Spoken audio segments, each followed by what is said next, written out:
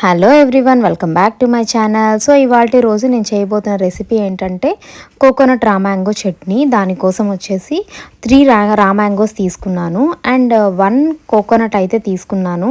పైన బ్రౌన్ కలర్లో ఉండే షెల్ అంతా తీసేసామన్నమాట. నెక్స్ట్ చిన్న చిన్న పీసెస్గా చేసేసుకొని పక్కన పెట్టేసుకున్నాను. అండ్ 20 గ్రీన్ చిల్లీ అయితే తీసుకున్నాను. నెక్స్ట్ వచ్చేసి ఇవన్నీ కచ్చా పచ్చాగా మిక్సీలో వేసుకొని కాస్త పక్కన పెట్టేసుకోవాలన్నమాట. నేను వీడియోలో ఎలా చూపిస్తున్నానో అలా వేసుకొని ఇంకొంచెం మెత్తగా వేసుకున్నా కూడా చాలా బాగుంటుంది.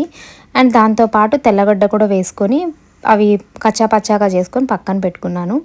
అండ్ పోపు కోసం బాండి తీసుకొని ఆయిల్ వేసుకొని ఆయిల్ హీట్ అయిన తర్వాత ఆవాలు, జీలకర్ర, పచ్చెనపప్పు, మినప్పప్పు అండ్ ఇంగువ వేసుకొని కాస్త ఫ్రై చేసేసుకున్నాను. నెక్స్ట్ కరివేపాకు, ఒక సరిపడా ఎండుమిరపకాయలు వేసేసుకొని కాస్త మీడియం ఫ్లేమ్లో ఇవి కాస్త వేగించేసుకున్నాను.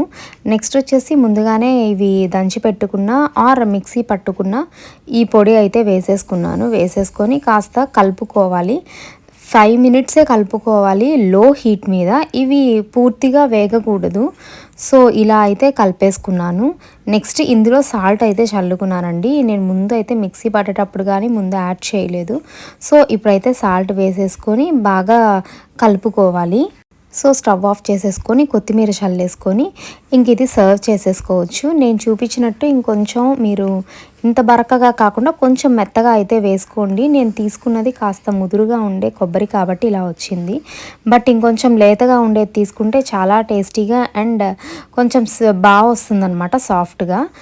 ఇది ఒకసారి తప్పకుండా ట్రై చేయండి, బట్ విత్ లేత కొబ్బరి దాంతో ట్రై చేయండి. సో ఇది అయితే చాలా టేస్టీగా వచ్చింది. మేము ఇంకొంచెం మెత్తగా అయితే వేసుకున్నామండి. సో ఫ్రెండ్స్, నా వీడియోస్ కనుక నచ్చితే please subscribe to my channel. Like చేసి, షేర్ చేసి, కామెంట్ చేయండి. Thanks for watching.